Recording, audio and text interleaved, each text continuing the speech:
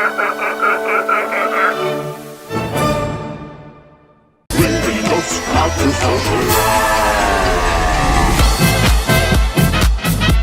my friends and welcome back to Player Display. So before we get started, if our setting here is any indication, I am not leaving my apartment. Fortunately, I do get to stay here. We're not going to have to change out this whole setup or anything, so that's really good news. And with that, I wanted to celebrate with a really good twofer review over here.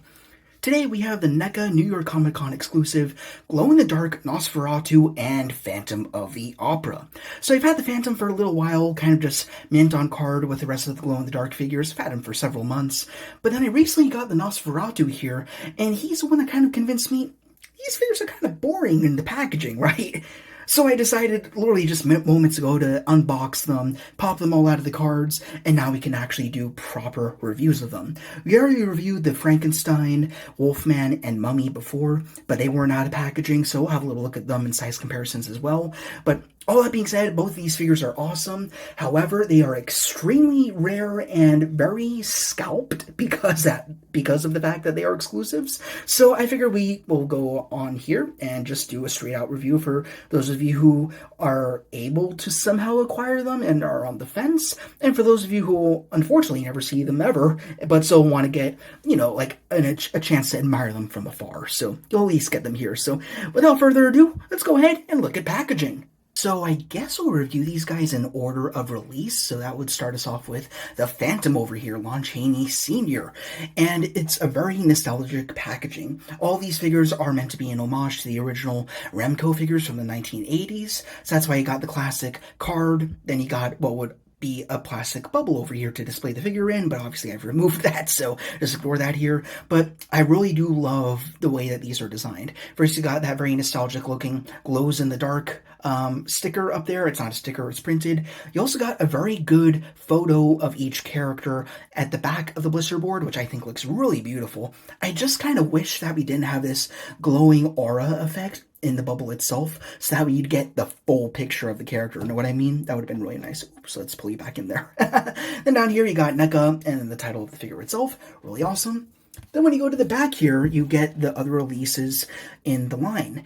And two figures I want to note here. It is my goal to achieve all the glow-in-the-dark figures. The two I'm missing here are the Creature and Dracula. Creature is yet to be released, although he has already been announced, so he'll probably be the next one that we're expecting.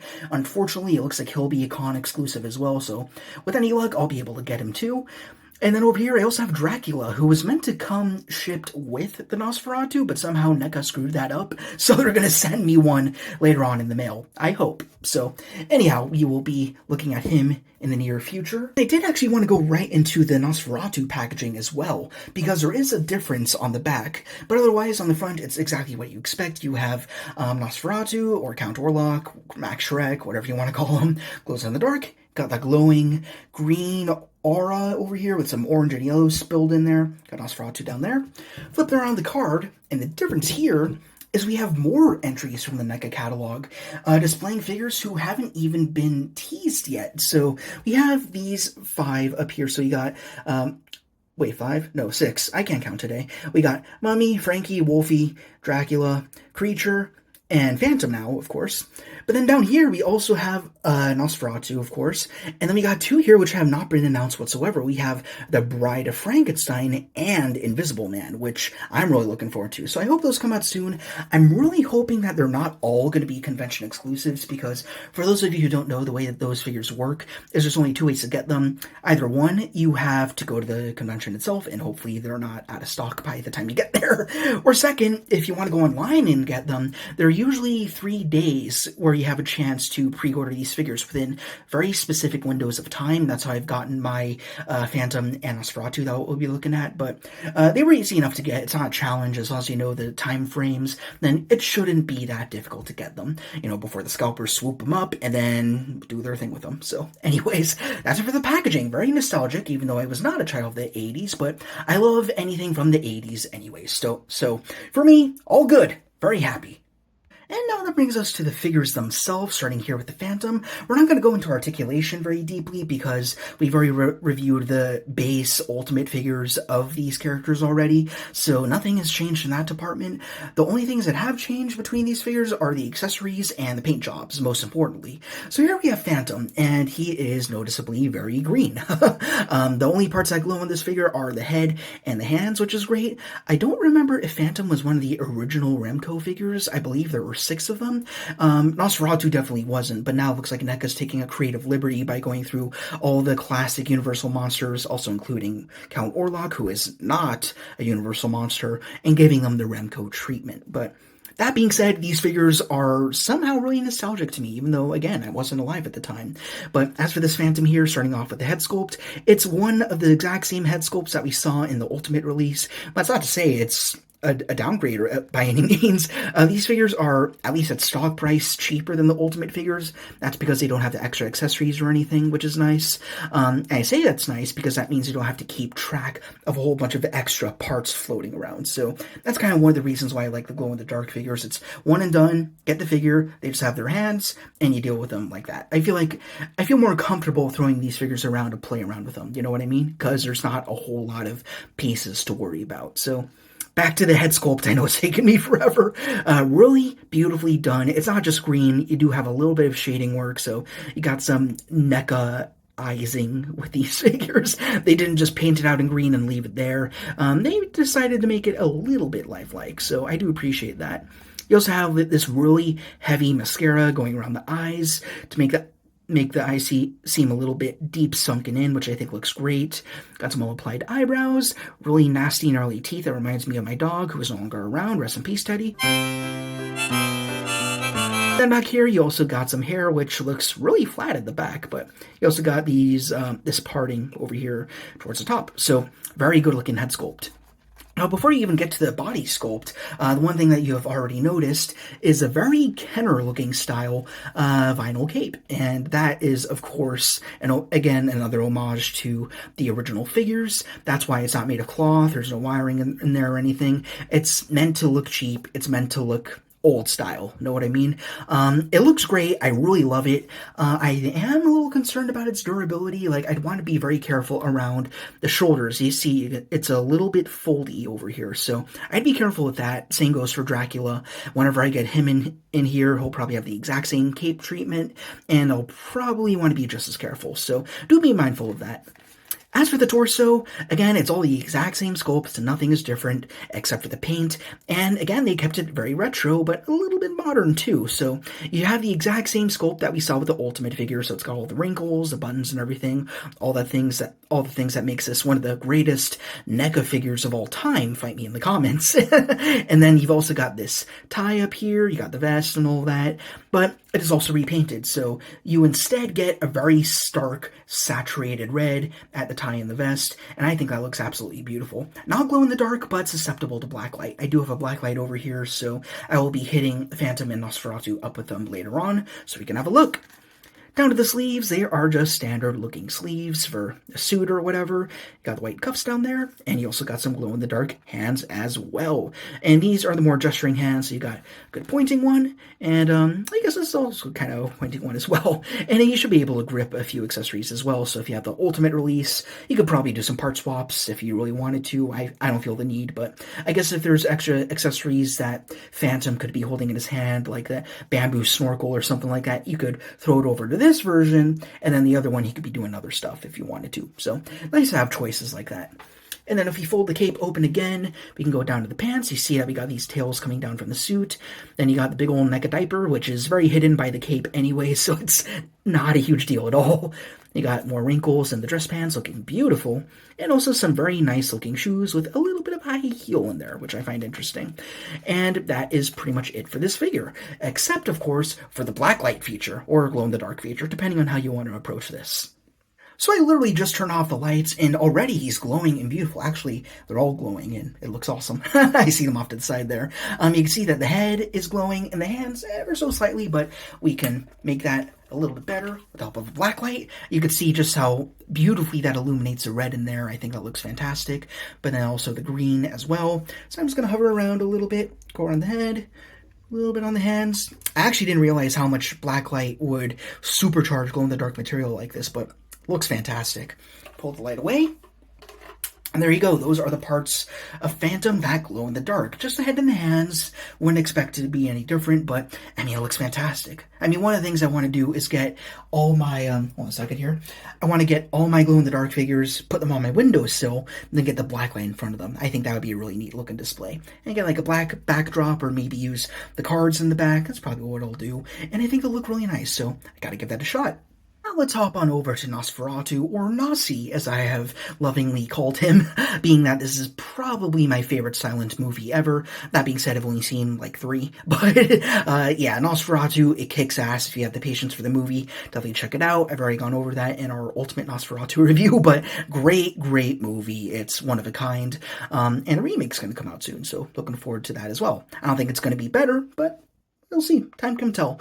As for the figure here, I also really love this. Once more, it is not a direct homage to the Remco figures. It's kind of its own original design, but NECA was kind of taking the Remco aesthetic and then transplanting it onto this other character who was otherwise outside of the core 6. So I'm fine with that. That just means it opens a door to more characters that we can have done in the retro glow-in-the-dark treatment. Like, I think another character they could do is Dr. Burke from London After Midnight, since they made him.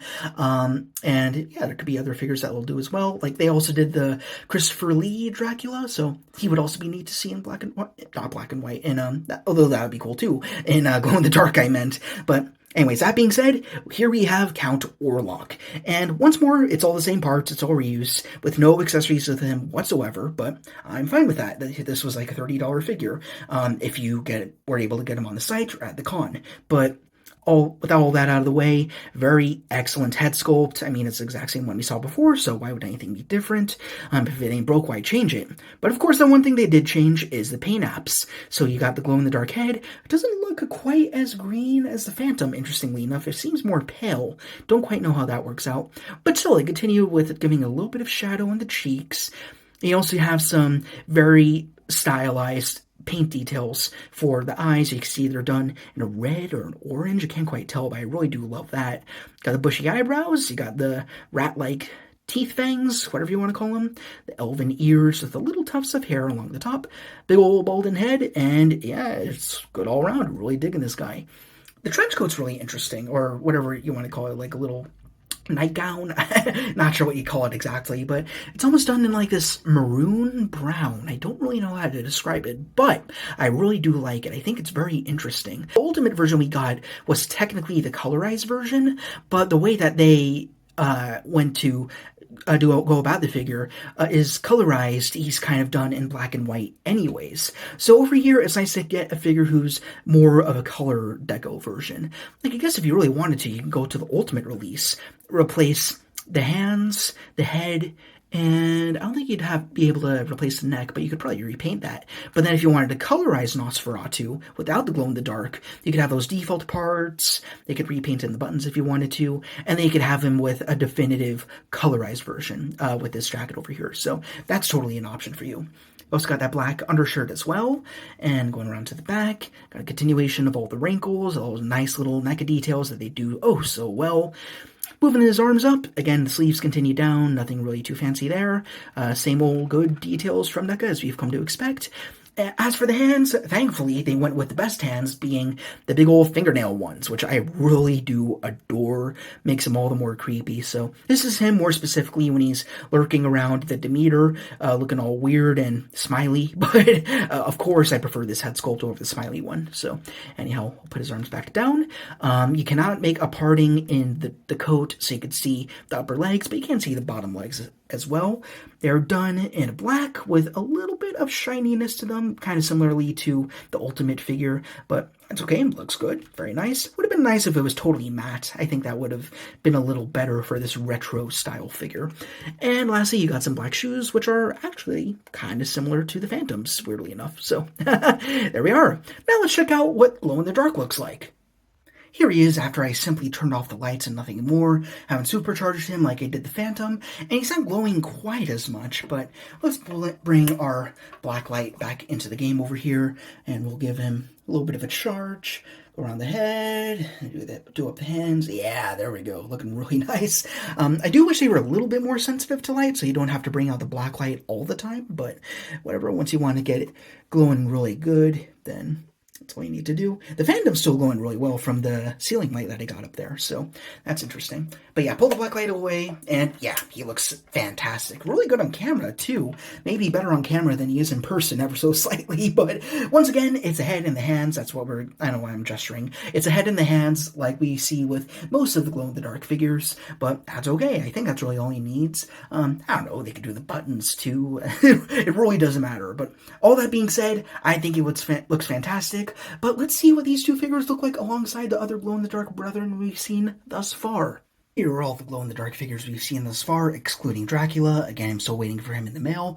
But I have just unboxed all these guys in the last several minutes, so that's why they're still in their vanilla pose. One thing I noticed I didn't notice before when we originally reviewed the other three figures is Wolfman actually came with a stand, so I do appreciate that. I was a little worried about that unboxing. I'm like, wait a minute, he's got weird feet, but no, he's got a stand, so I do appreciate that. So anyhow, again, everyone's hit up here with natural light from the light bulb up here in the closet. So I'm going to switch the lights off.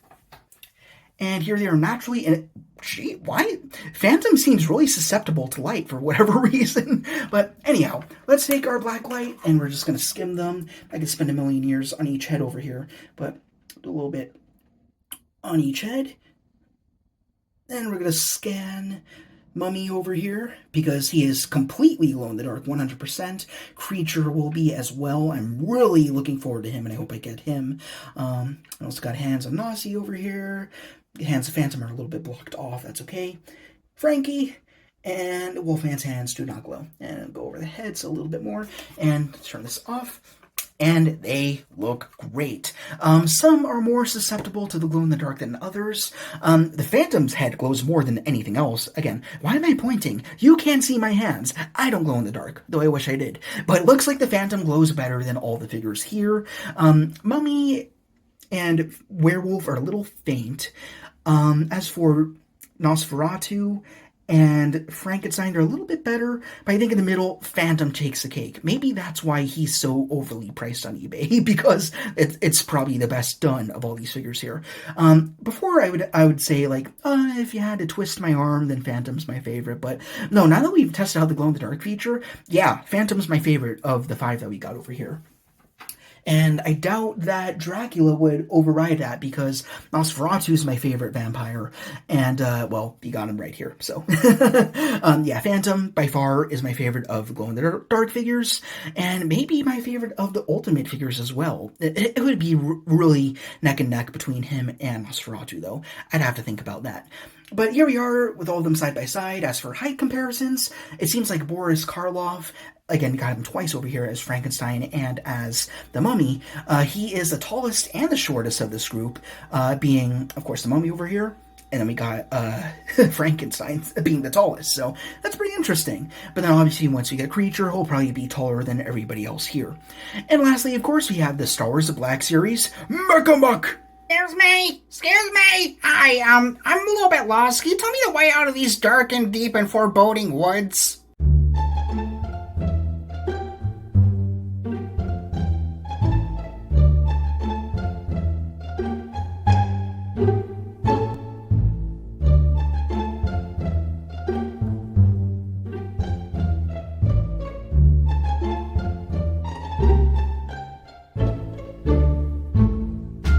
Yeah, sorry, I don't speak subtitles. Nothing against you, I just don't feel like reading today.